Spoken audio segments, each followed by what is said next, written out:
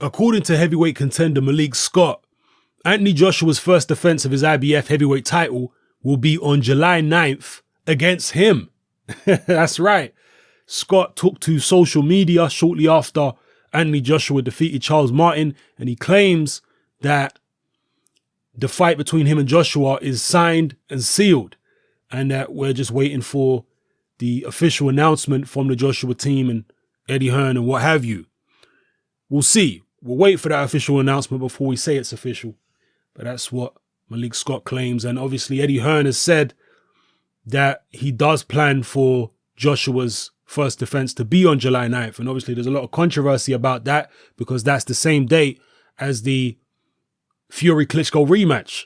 So there's a bit of rivalry there and there's a bit of conflict there. We'll see what happens. Eddie Hearn says he is willing to possibly move the date of Joshua's first defense, but it really does seem like he wants to go head-to-head with Box Nation. He wants to be the guy that does the better pay-per-view numbers in the UK, if indeed Fury Klitschko ends up being pay-per-view on Box Nation, because Box Nation, Frank Warren have said that they plan to introduce pay-per-view on Box Nation. So, those of you thinking it's only a subscription-based channel, no, they're going to start doing pay-per-view. Frank Warren has already said this. But regardless, Malik Scott says he's going to be the guy. Now, if it is Malik Scott, from a stylistic point of view, I think it's a good fight for AJ. AJ has weaknesses, as all fighters do. And I've always felt that someone who can replicate what Erislandy Savon did in the Olympics against AJ may have some success against him, may be able to make life very difficult for him. Those of you who don't know what I'm talking about, Erislandy Savon is a Cuban amateur who fought Anthony Joshua in, I think it was the first round in the first fight of the Olympics. And most people, including myself, felt that Erislandy Savon won that fight. Although I differ from many other people when it comes to that fight, because people are blowing that fight out of proportion and acting as though it means AJ can't fight or we should be worried about him. Erislandy Savon going into that fight had hundreds of amateur fights under his belt.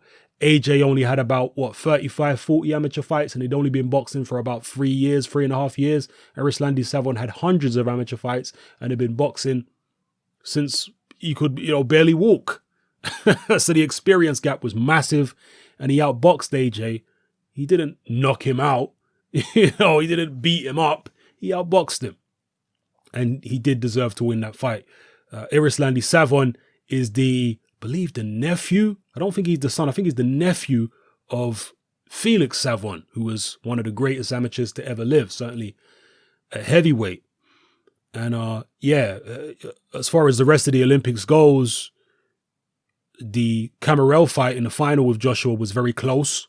People saying that was a robbery, I think, are silly. And he did beat Camarel legitimately in the World Championships anyway. So I really think this whole idea that Joshua didn't really win the Olympics. People are acting as though Joshua didn't win any legitimate fights in the Olympics, which is totally ridiculous. Most of the fights he had in the Olympics, he won legitimately. It's only the Savon fight, which was highly questionable to me. I felt like he lost that fight, but so what?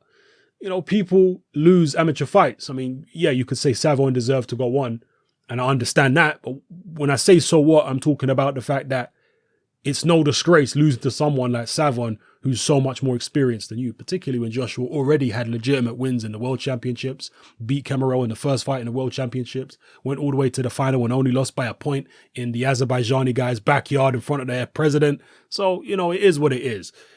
People's critiques of Joshua are crazy, to be honest with you. They're going way overboard with their criticism. But obviously, as I was getting back to, having Malik Scott as a challenger, can Malik Scott replicate what Erislandy Savon did?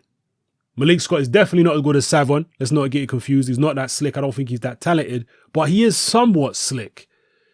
Okay? The main issue I have with Malik Scott is his punch resistance.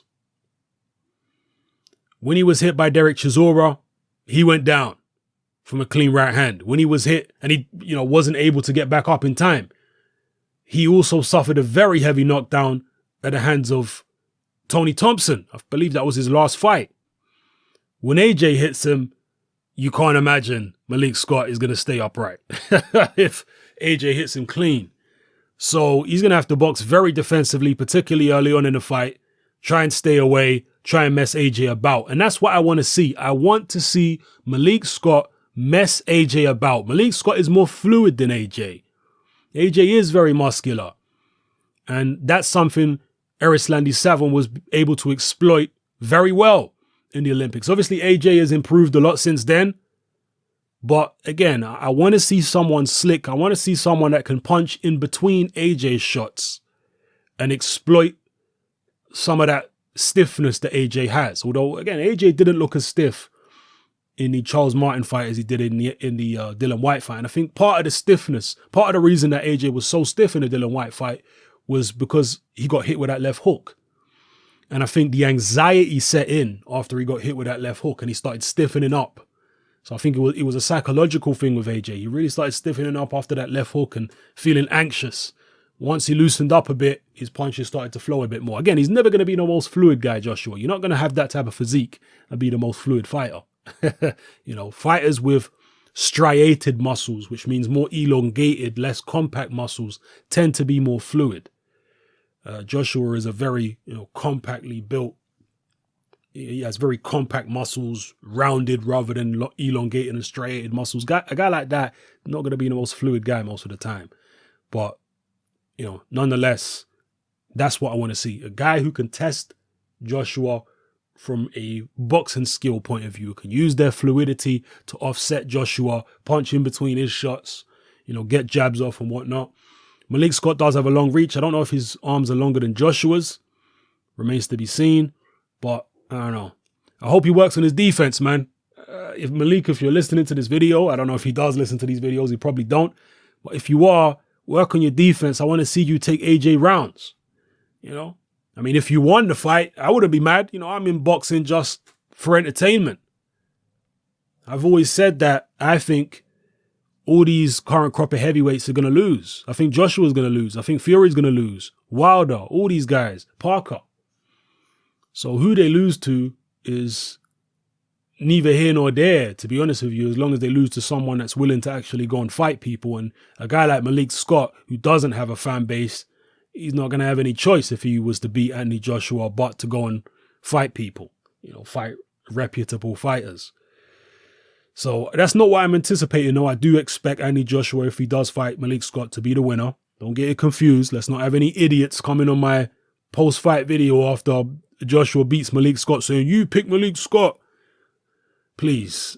Let's not go down that foolishness road again. I fully expect Joshua to win that one, but I hope Malik Scott brings his A game. I hope he works on his defense. I hope we don't just see a blowout. I hope he can take AJ some rounds and exploit some of the problems in Anthony Joshua's boxing makeup. That's what I hope, because without someone doing that to him, he won't be able to improve. And I want to see constant improvement. My thing with any fighter is I want to see a fighter make the most out of their ability. Some people see me as being overly critical. It's not that. I just want to see a fighter fulfill their potential, take their ability and push it to the maximum. That's what I want to see. And that's what I want to see with AJ. That's what I want to see with George Groves. That's what I want to see with Callum Smith. That's what I want to see with whoever. Any fighter in the world you can mention from any country. I want to see them make the most out of their ability. So let me know what you think about this potential fight, people. Malik Scott against Anthony Joshua. Most of you, I'm sure, will be picking Joshua by KO and probably early. Malik Scott isn't necessarily a very quick starter. I don't know. He's kind of, because he's a slick fighter, he doesn't really start any more fast than he finishes, really. He tends to fight at a fairly slow pace throughout a fight. So it is what it is. How do you see that fight going? Would it be an early blowout? Would you rather see Joshua's first defense be against somebody else? I can't be too mad about Malik Scott, but maybe Brant Jennings. Jennings may be slightly more durable than Scott. maybe, as I previously mentioned in another video, Johan Duhaupas or Dupar, however you pronounce that name, Marius Wack, those are guys who may give Joshua rounds. They certainly seem like more durable guys than Malik Scott. So let me know what you feel about it, people. Drop your comments in the comment section below. It's your boy Hatman, I'm out.